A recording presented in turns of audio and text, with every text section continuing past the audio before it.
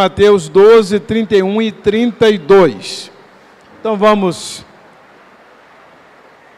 Chuvas de bênçãos teremos, né? Para as pessoas que nos acompanham virtualmente, é que está chovendo aqui agora. Marcos, Nelci, Deus abençoe vocês aí, tá? E todos os demais irmãos que nos acompanham virtualmente. Muito bem, pessoal, vamos projetar então nossa leitura aí dos slides.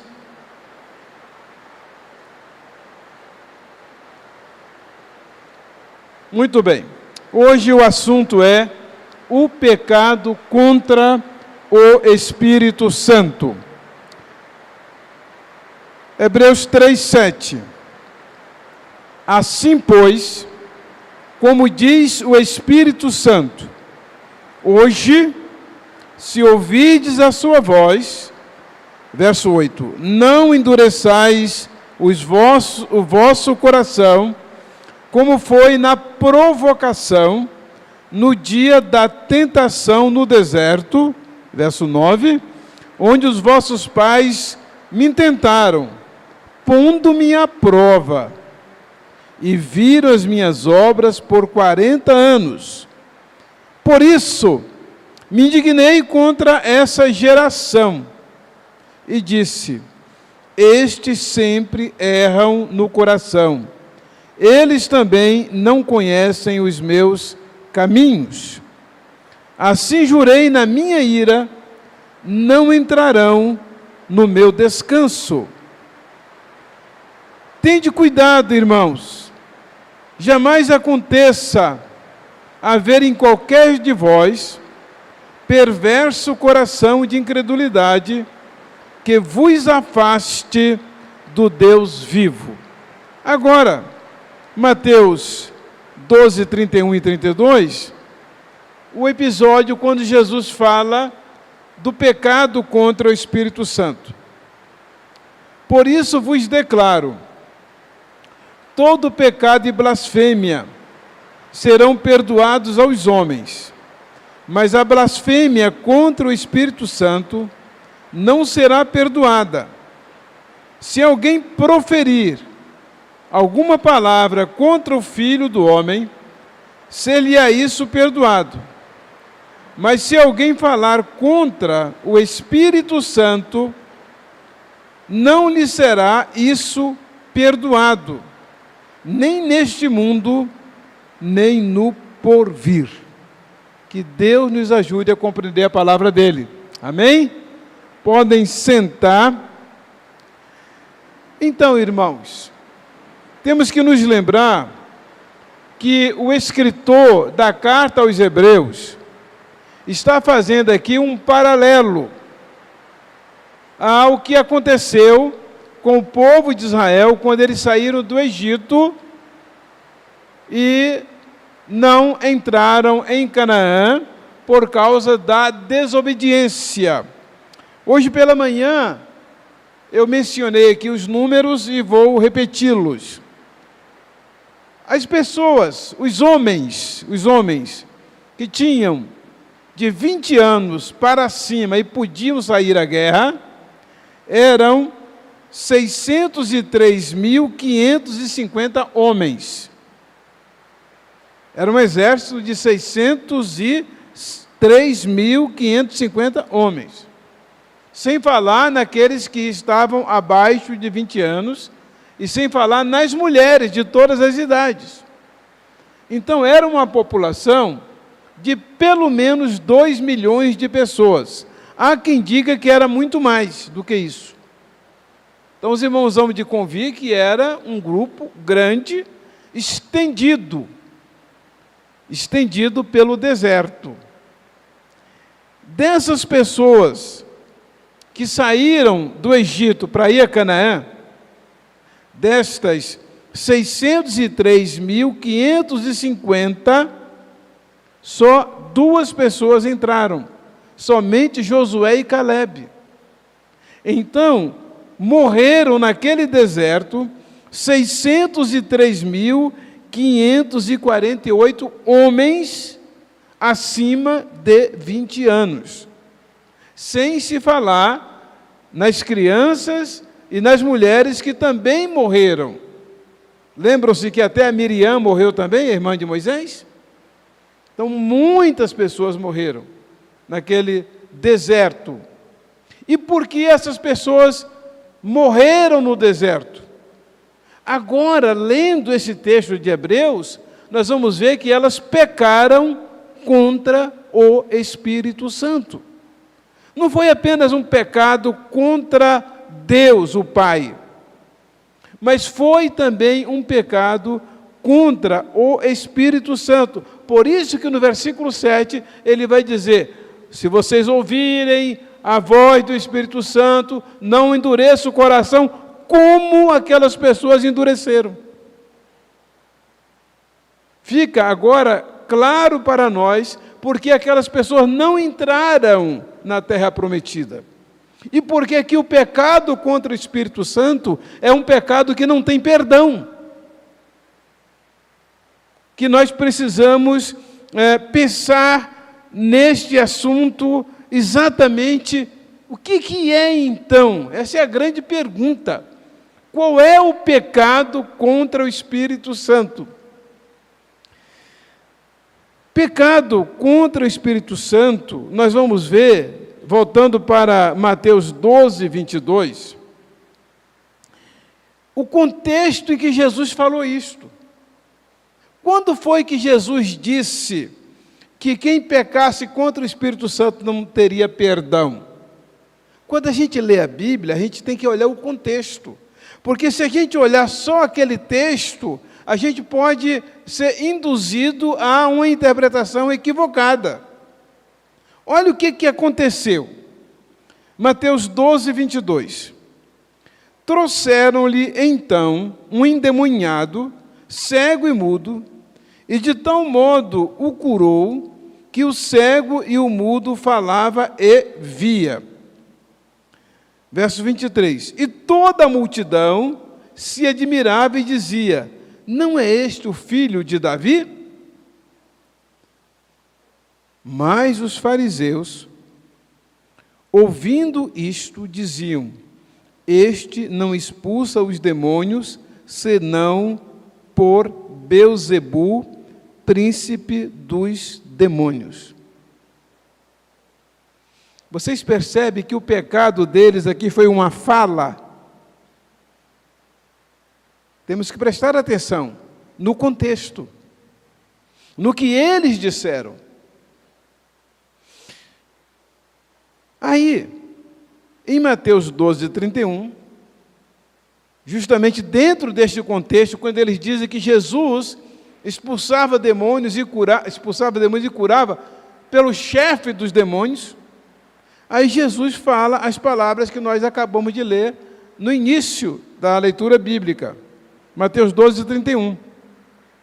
Por isso vos declaro, todo pecado e blasfêmia serão perdoados aos homens, mas a blasfêmia contra o Espírito Santo não será perdoada. Percebe que foi uma blasfêmia? Foi uma coisa que eles disseram. Verso 32. Se alguém proferir, viram agora? Se alguém proferir alguma palavra contra o Filho do Homem, ser-lhe-á isso perdoado. Mas se alguém falar, viram agora? Falar. Eu tenho encontrado muitos crentes que falam assim: ai pastor, eu pequei contra o Espírito Santo, porque eu cometi tal e tal pecado. Mas aqui está falando, está dizendo que é quando se fala.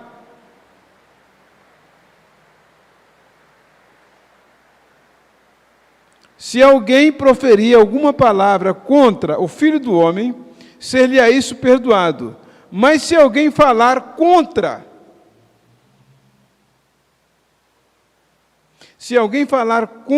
o Espírito Santo, não lhe será isso perdoado, nem neste mundo, nem no porvir.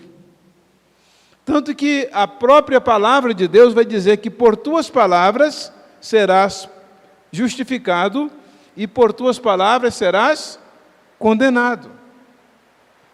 Não quer dizer que a gente não possa pecar contra o Espírito Santo de uma outra maneira, conforme eu vou demonstrar aqui ao longo da mensagem.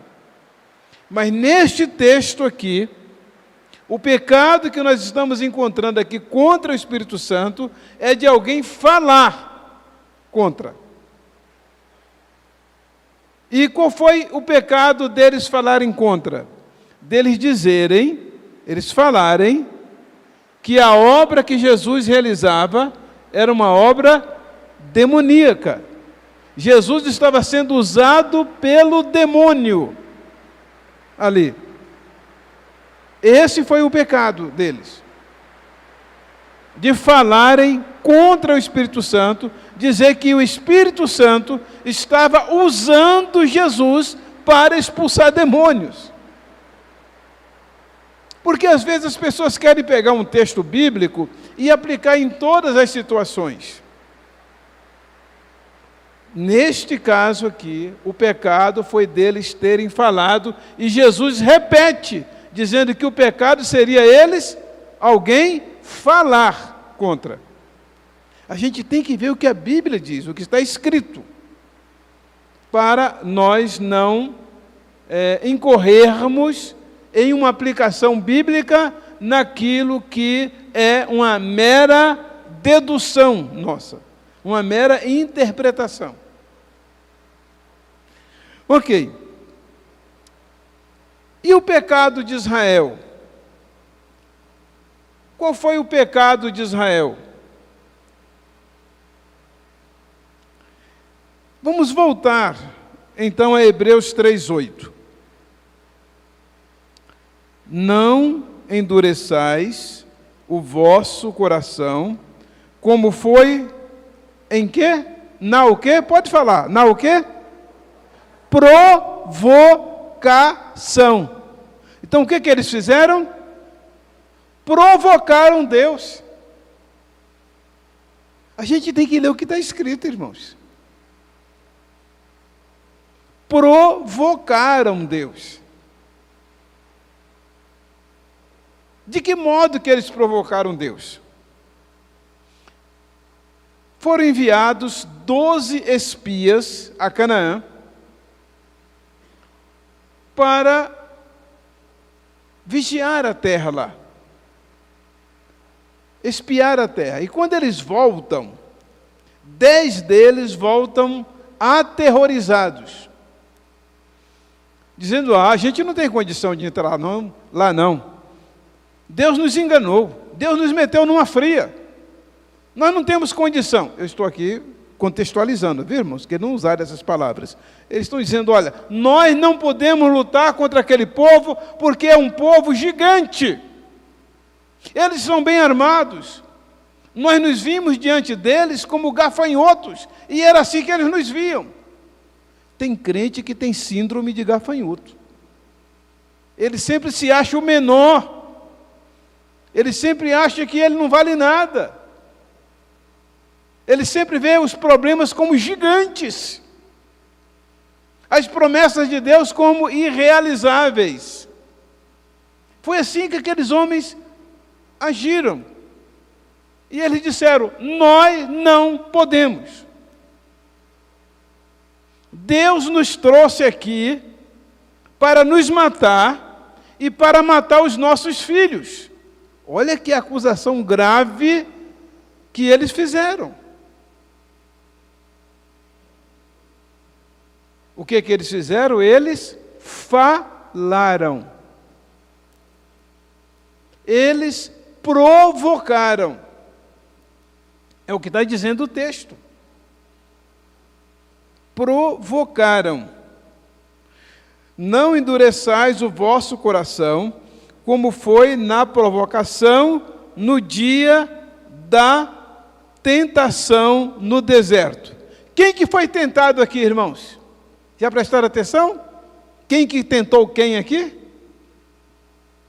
A resposta está no versículo seguinte, que aqui agora não está, né? Mas no versículo seguinte vai dizer: onde vossos pais me tentaram. Não, pode voltar. Onde vossos pais me tentaram. Não foi Deus que os tentou. Foram eles que tentaram a Deus.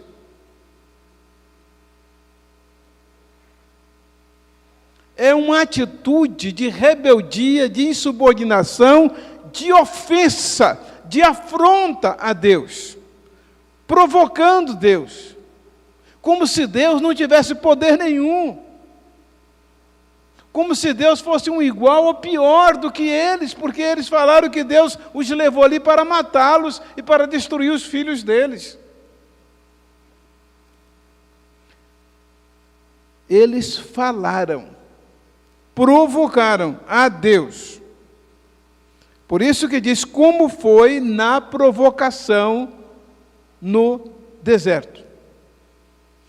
Agora, nós temos um outro exemplo de provocação, de pecado contra o Espírito Santo, agora em o Novo Testamento. O caso de Ananias e Safira. Está em Atos capítulo 5, versículo 3. Disse então Pedro a Ananias: porque encheu Satanás o teu coração para que mentisses ao Espírito Santo e retivesses parte do preço da herdade. Verso 4. Guardando-a, não ficaria para ti, e vendido não estava em teu poder, porque formaste este desígnio em teu coração, não mentiste aos homens, mas a Deus. Combinaram, viu o que eles combinaram? Ananias e Safira, vamos falar lá, vamos contextualizar, que nós vendemos o nosso imóvel por 100 mil, mas na verdade nós vendemos por 200, vamos ficar com 100 para nós.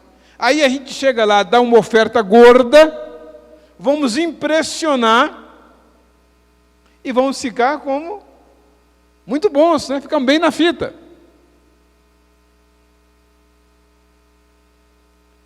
Foi uma atitude, mas uma atitude combinada. Se vocês continuarem lendo o texto, tem umas coisas na Bíblia que acontecem que eu não consigo entender. Imagine você, meu irmão, minha irmã, se o seu cônjuge morrer, como é que você não fica sabendo que morreu?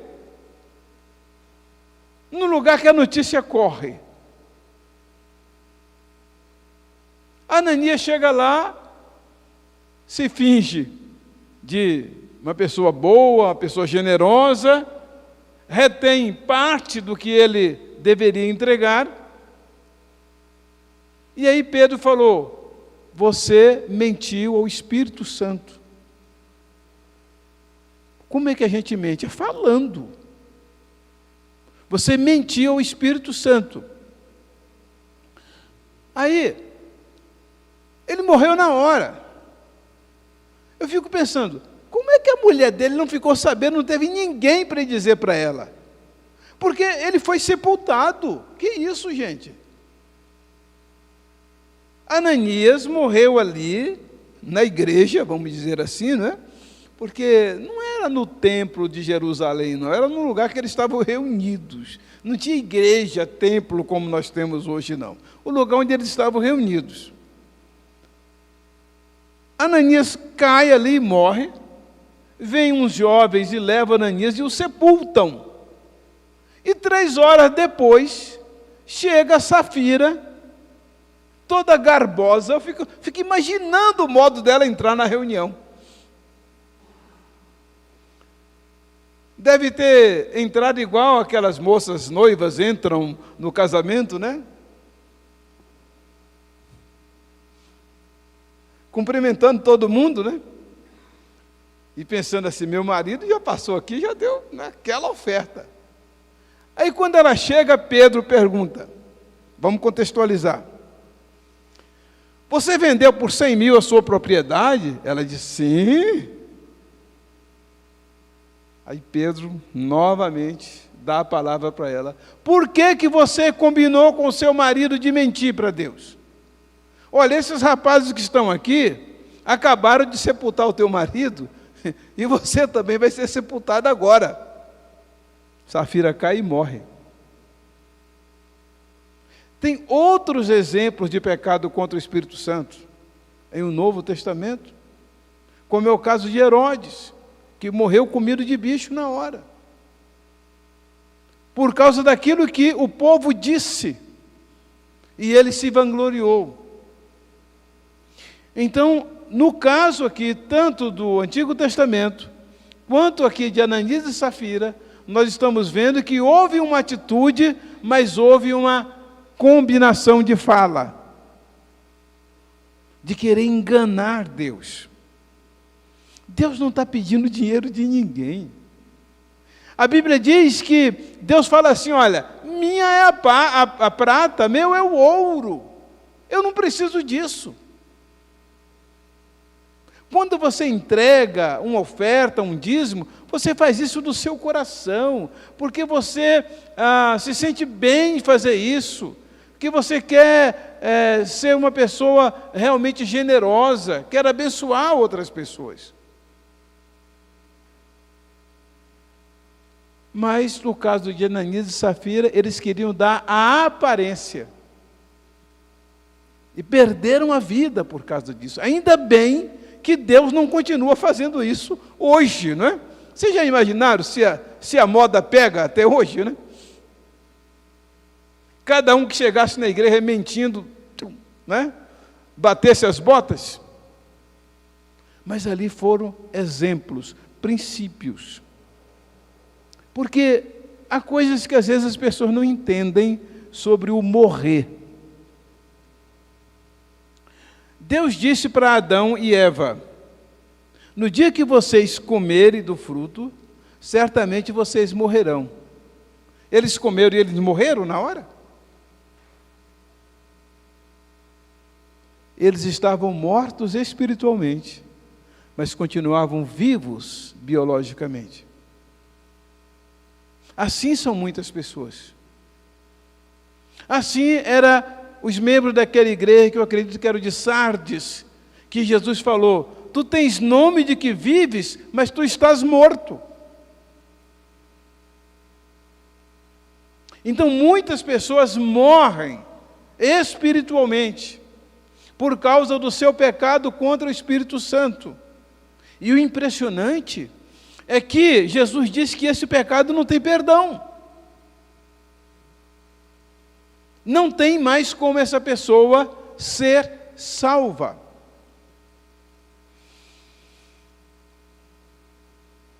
Em Hebreus 3:9, a gente volta para o que nós acabamos de dizer. Onde os vossos pais me tentaram, pondo-me à prova. Aí agora já é diferente, né? Que me provocaram, pondo-me à prova, e viram as minhas obras por 40 anos. Verso 10. Por isso me indignei contra esta geração. E disse, estes sempre erram em seu coração. Erram em seu coração. Não é um erro que é visto. Não é um erro que é ouvido. Mas é algo que acontece dentro da pessoa. Estes sempre erram em seu coração e não conheceram os meus caminhos. Sabe o que acontece? O pecado, normalmente, ele não vem com toda a sua magnitude.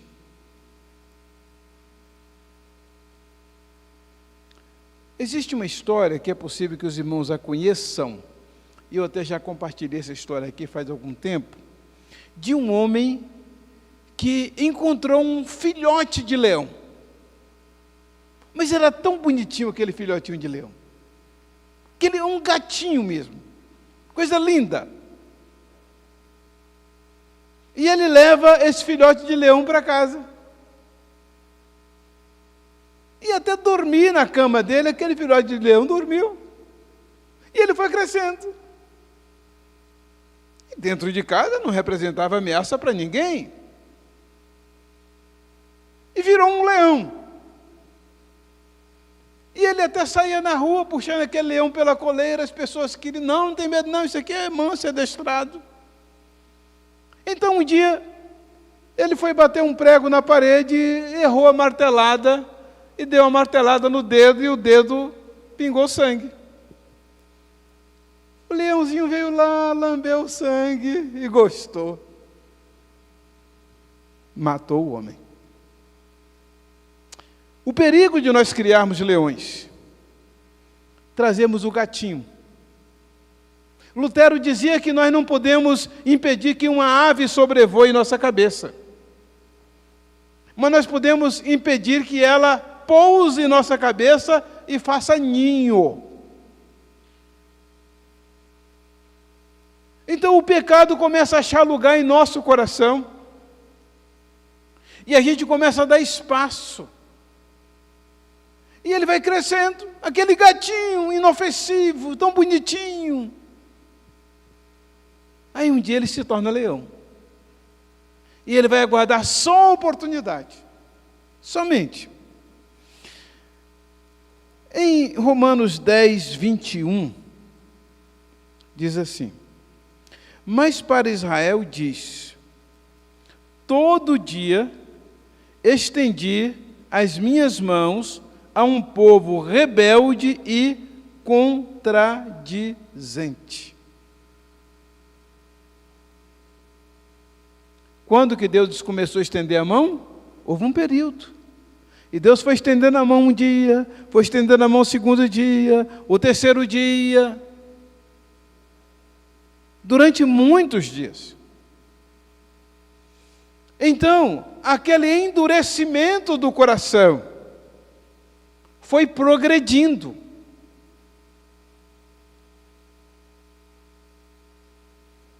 As artérias do coração foram entupindo espiritualmente,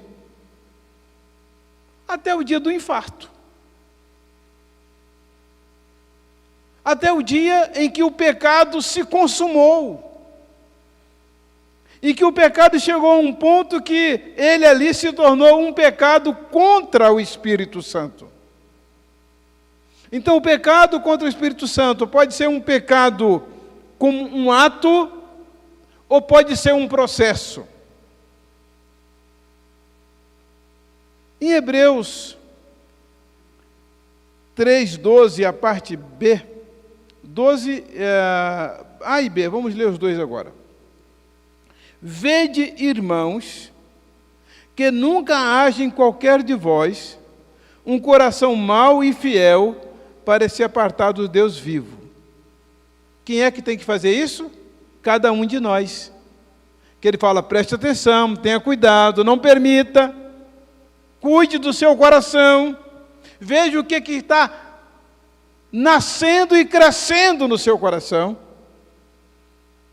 Vede, irmãos, que nunca haja em qualquer de vós um coração mau e infiel para se apartar, até o dia em que a pessoa se aparta. Aquilo vai crescendo, crescendo na vida da pessoa. Quais são, então, as consequências? Segundo lugar, primeiro já vimos o que é o pecado, que pode ser uma palavra ou pode ser um processo. Espero que tenha ficado claro para vocês. Pode ser por uma palavra ou por um processo. Segundo, quais são as consequências do pecado contra o Espírito Santo? Primeiro, 2:1, não entrar no descanso do Senhor. Versículo 11, capítulo 3, versículo 11. Assim jurei na minha ira, não entrarão no meu descanso. A alma vai ficar atribulada, a pessoa vai se tornar infeliz, conturbada. Ponto 2:2, a pessoa vai ficar para trás, o que falamos hoje pela manhã. Temamos, pois, que, porventura deixada a promessa de entrar no seu repouso, pareça que algum de vós fique para trás. A pessoa vai se atrasando cada vez mais. Olha, eu vou fazer uma brincadeira aqui, não tem nada a ver com vocês que estão no último banco não, tá? Normalmente, o crente, quando ele está assim com aquele fervor, ele vai sentando no primeiro banco. Aí depois ele passa para o segundo, viu, Henrique? Aí depois ele passa para o terceiro, viu, Emerson? Aí depois passa para o quarto, viu, Adelso? Passa para o quinto, viu, Josué? Irmãos, isso aqui é força de expressão, não é assim. Cada pessoa gosta de sentar num lugar. Mas quando o crente na igreja, que estava na frente, isso eu observo, ele começa sentando atrás, pode olhar que ele está recuando na vida espiritual. Não é o caso do Aguinaldo, que sempre sentou lá atrás, né, Aguinaldo? Sempre sentou ali, então está tudo certo, né, Aguinaldo? Não é o caso. É o caso da pessoa que você vê que ela vai perdendo o brilho no rosto. Ela vai perdendo o entusiasmo. Ela começa a faltar ao culto da manhã, depois ela falta ao culto à noite, quinta-feira já não vem mais de jeito nenhum, começa a não ler a Bíblia, ora muito pouco, diz que quer ser crente em casa. Então é um pecado progressivo, esta pessoa se torna uma infiel que se apartou do Deus vivo. Agora, eu quero ler para os irmãos um dos textos mais difíceis da Bíblia, que é Hebreus capítulo 6, os versículos de 4 a 6. Este é um dos textos mais difíceis, que tem, assim, inúmeras interpretações. Mas aqui diz o seguinte, porque nós estamos vendo sobre o quê? Sobre as consequências do pecado contra o Espírito Santo.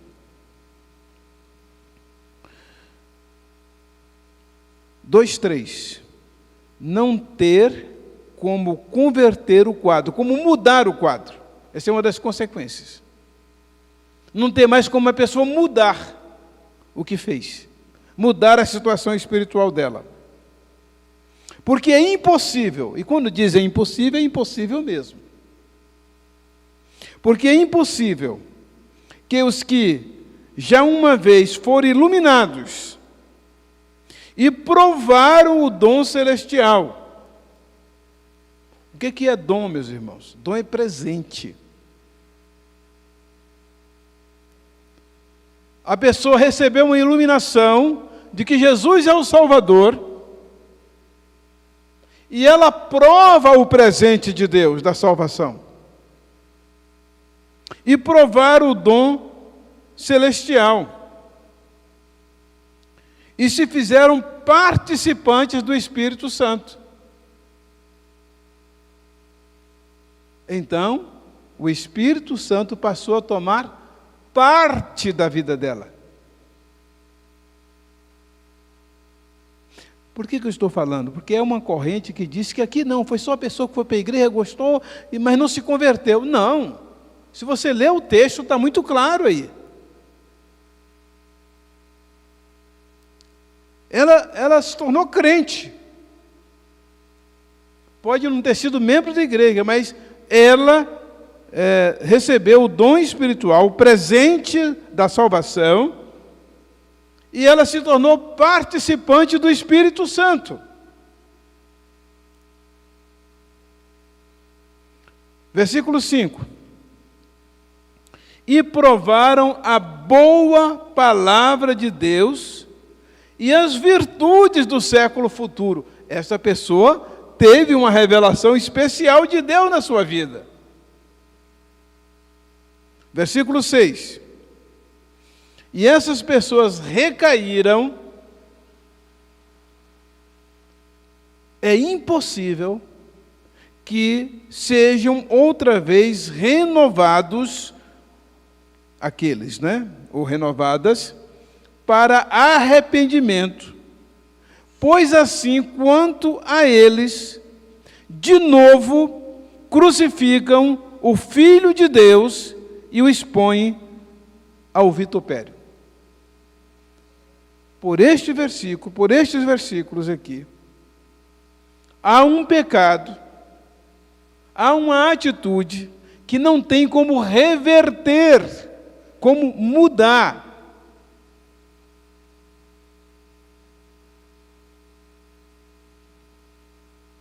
E para este caso aqui, eu queria pedir permissão aos irmãos, que às vezes a gente falar da gente mesmo não é muito ético. Não é muito ético, não é ético de jeito nenhum. Mas no dia, porque eu fiz especialização em exegese do grego. O meu professor de exegese é uma das autoridades, das grandes autoridades no Brasil, nesta área, Dr. Brodus David Haley. No dia que ele explicou isso aqui para nós, na classe, a gente ficou arrasado. A gente ficou, assim, sem forças. Quando ele mostrou que há pecados na nossa vida que realmente não tem perdão, e que a gente tem que pagar por eles, porque o sacrifício de Cristo não cobre aquele pecado. É o que está dizendo aqui. Que a gente vai ter que sofrer aqui por causa desse pecado.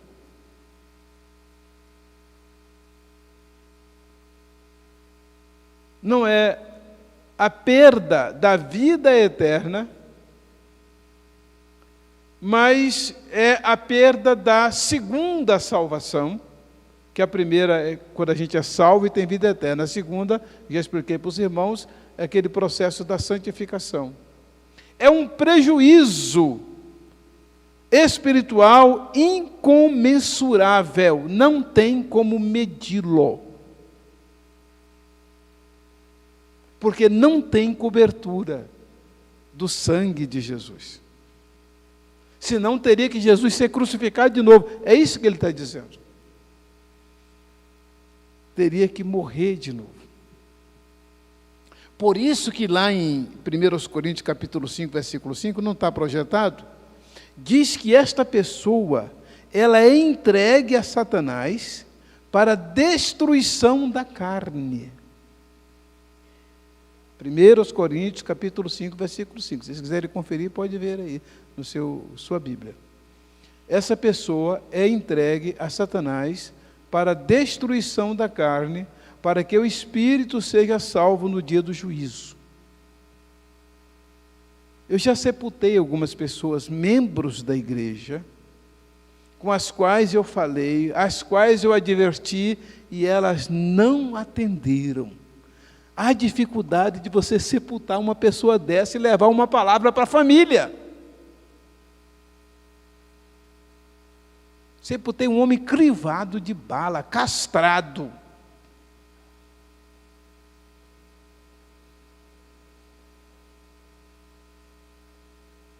Sepultei corpos em decomposição,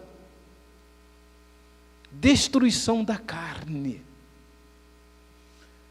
Mas eu acredito na salvação delas. Porque aqui diz para que o espírito seja salvo no dia do juízo. E foi isso que o nosso professor nos explicou. Ele usou até uma figura muito interessante. Ele falou, fica igual queijo suíço. Todo avariado, todo cheio de buraquinho. E por isso que eu falei que a gente ficou arrasado. Porque a gente viu que a vida espiritual é uma questão muito séria. Que as pessoas meio que, como se diz popularmente, empurram com a barriga. E o escritor da carta aos Hebreus fala, olha, não permitam que o seu coração seja tomado de um sentimento de rebeldia e você se aparte do Deus vivo. Em Hebreus 12, 16. Começa lá no versículo 12, que eu citei hoje para os irmãos. Não precisa projetar. Portanto, tornai a levantar as mãos cansadas e os joelhos desconjuntados, e fazei vereda direita para os vossos pés, para que o que manqueja não se desvie inteiramente, antes seja curado, tendo cuidado de que ninguém se prive da graça de Deus, e ninguém uma raiz de amargura brotando vos perturbe, e por ela muitos se contaminem. E aí no versículo 16, Hebreus 12, 16. E ninguém seja fornicário ou profano. Como assim? A fornicação são atos sexuais ilícitos.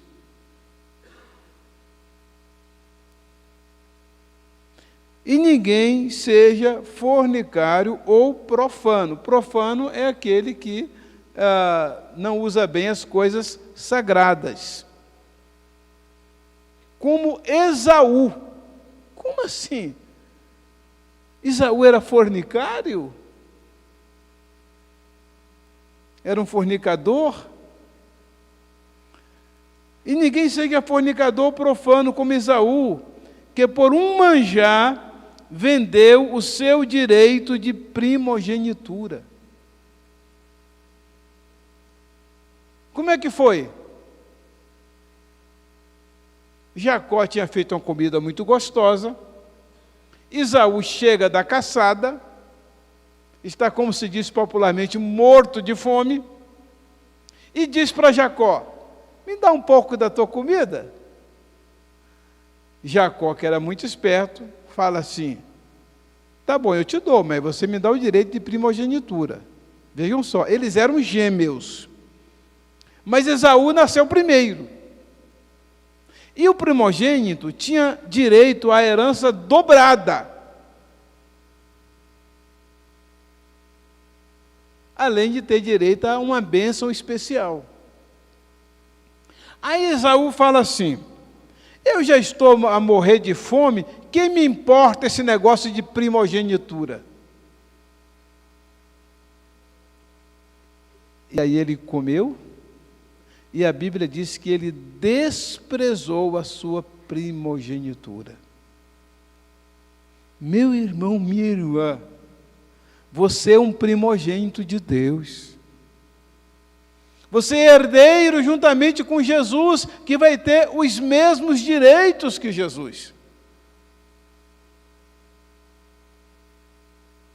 E aqui o escritor da carta aos Hebreus nos adverte para que a gente não seja profano, fornicário ou profano como Esaú, que ele não se importou com aquilo que era tão sagrado na família, a primogenitura, a bênção do pai. Olha o versículo 17. Porque bem sabeis que, querendo ele ainda depois herdar a bênção, foi rejeitado, porque não achou lugar de arrependimento, ainda que com lágrimas o buscou. Então os irmãos veem que a gente tem que ter cuidado com a vida da gente, a vida espiritual. Se a gente não está trocando a nossa primogenitura por algo nessa vida, algum tipo de facilidade, se a gente não está profanando o que é santo, se a gente não está fornicando, cometendo atos sexuais proibidos. Porque como filho de Deus, a nossa herança é dobrada. Há uma bênção especial. E aí vem o terceiro ponto da mensagem desta noite. Como então não pecar contra o Espírito Santo? A gente já vai falando e dando alguma dica, né? Mas eu vou falar mais rápido isso aqui, porque o nosso tempo está indo embora. Primeiro, prestar atenção no dia de hoje. A palavra hoje na Bíblia tem um significado especial, não significa necessariamente uma data, mas uma oportunidade. Hebreus 3:7, assim pois, como diz o Espírito Santo, hoje, se ouvides a sua voz. Hebreus 3:13, pelo contrário, exortai-vos. Quer dizer, falarmos uns com os outros, como eu estou trazendo essa mensagem aos irmãos hoje aqui. Pelo contrário, exortai-vos mutuamente, cada dia, durante o tempo que se chama hoje. Hoje. A fim de que nenhum de vós seja endurecido, porque é assim que o pecado faz com a nossa alma, como a gordura no sangue faz nas nossas artérias. Vai depositando gordura, gordura aqui, gordura ali, entope ali, até o dia que tem um infarto. Até o dia que o pecado contra o Espírito Santo foi consumado. Como eu falei que o pecado pode ser por palavras, ali é um ato, ou pode ser agora por atitudes, que é um processo.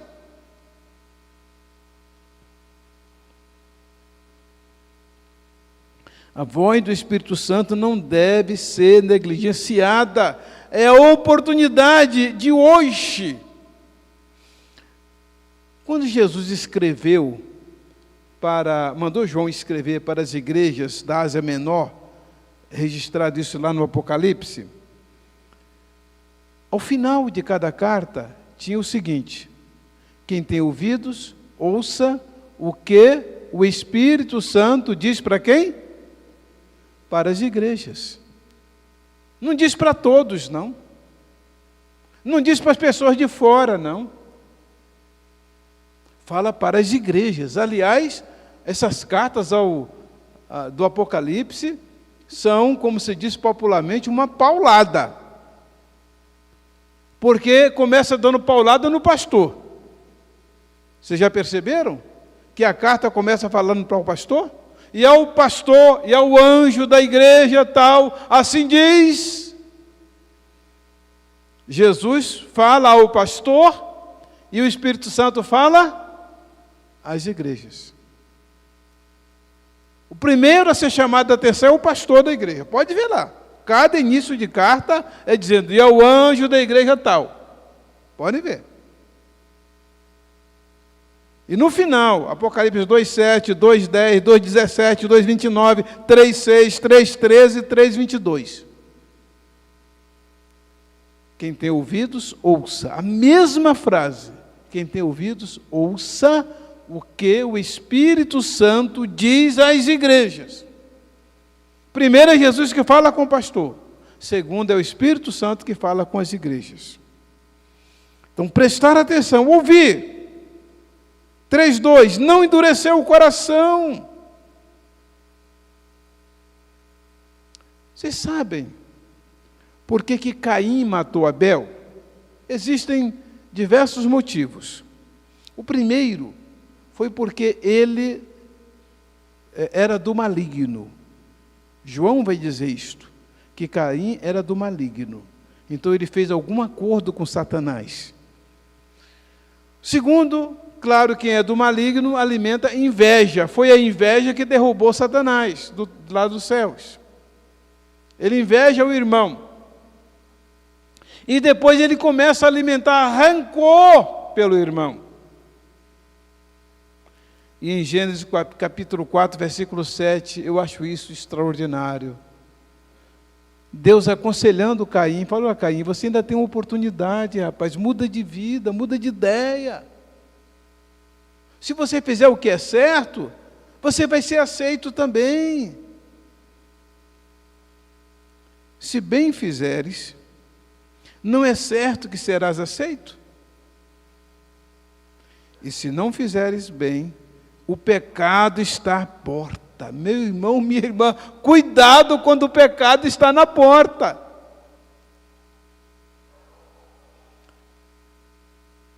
O pecado jaz à porta, e sobre ti será o seu desejo, mas sobre ele deves dominar. Olha só o que Deus recomenda a Caim. Caim, você não deve ser vencido pelo pecado, não. Então o que nós temos que fazer para não pecar contra o Espírito Santo? Não permitir que o pecado vá achando cada vez mais lugar na nossa vida. Não ficar alimentando rancor, não ficar com um semblante descaído. Não ficar passando a ficar para trás, cada vez mais distante, mais longe, mais longe.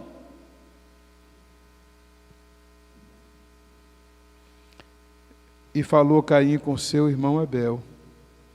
E sucedeu que, estando eles no campo, se levantou Caim contra o seu irmão Abel e o matou.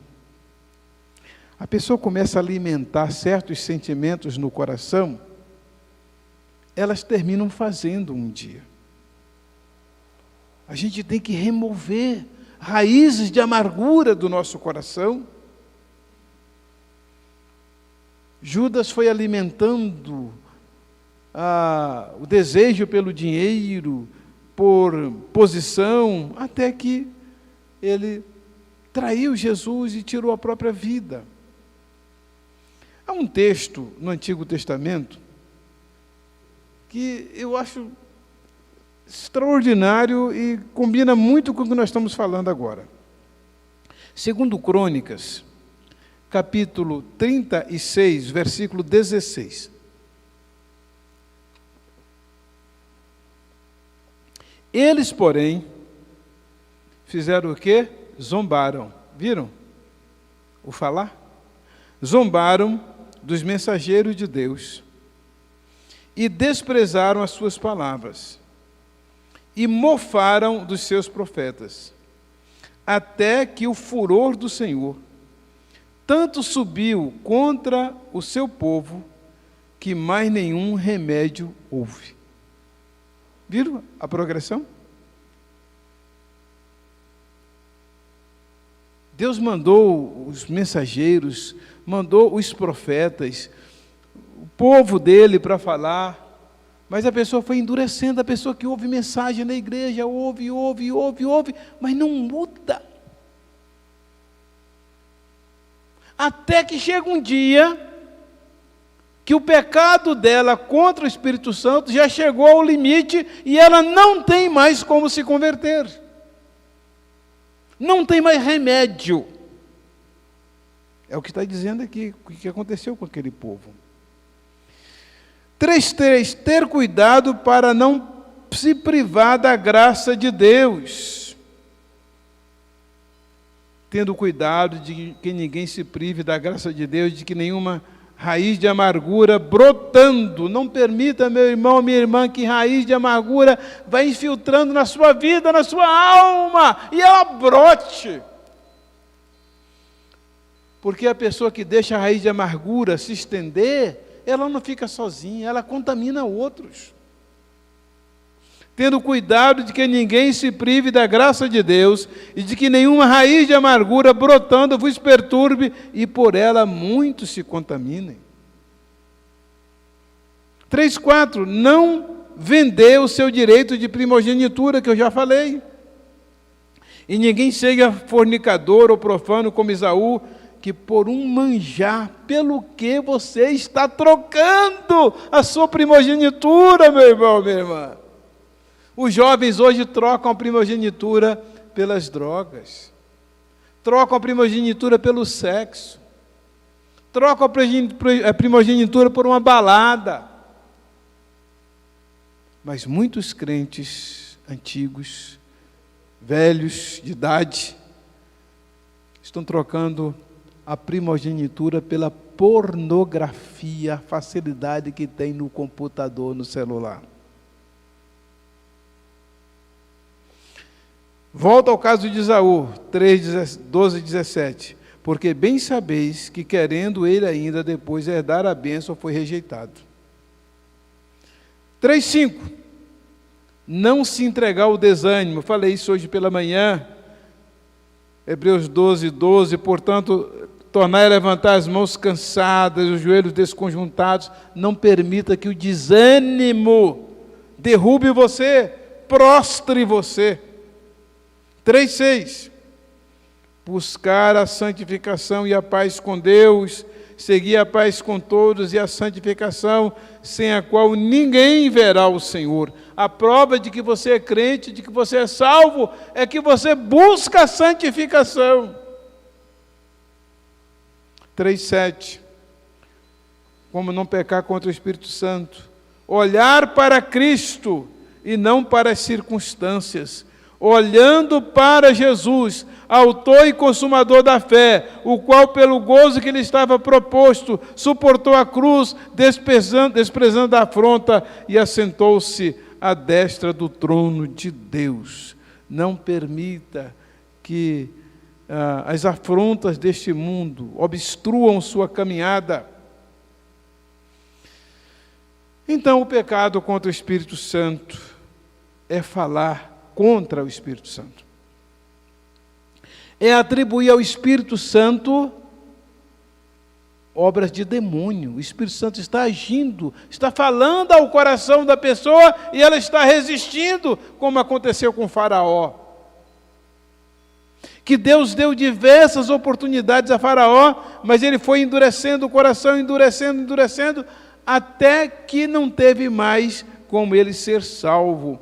Se os irmãos olharem na mensagem do boletim, vocês vão ver as referências que eu coloquei aí, das vezes que Deus falou a Faraó e ele endureceu o coração, endureceu, até que Deus falou, bom, já que você está endurecendo o coração, agora eu vou endurecer também. Primeiro você vai ver ele endurecendo o coração. E depois dele endurecer o coração muitas vezes, aí agora o Senhor endurece. Agora já é Deus que não quer que ele se converta. Porque ele já chegou a um estágio que pecou contra o Espírito Santo. Uma pessoa pode ter pecado contra o Espírito Santo de tanto ouvir a palavra de Deus, de tanto resistir, de tanto endurecer o coração, que chega um ponto em que ela não pode mais se converter.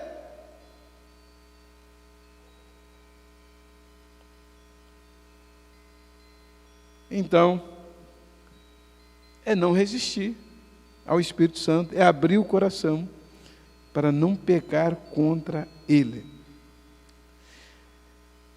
Irmãos, todas as coisas, todos os assuntos da Bíblia, a gente nunca consegue explicar tudo e sempre fica alguma coisa que ficou faltando.